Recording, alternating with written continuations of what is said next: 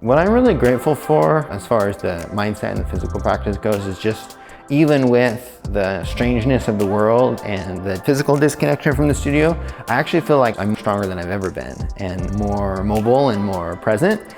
And I've been really actually getting into flow a lot at work lately. A lot of the movement that we train, being stress management and under, high intensity situations, it's helped me be able to stay out of fight or flight. I'm more hyper aware of the ebbs and flows of my emotional state.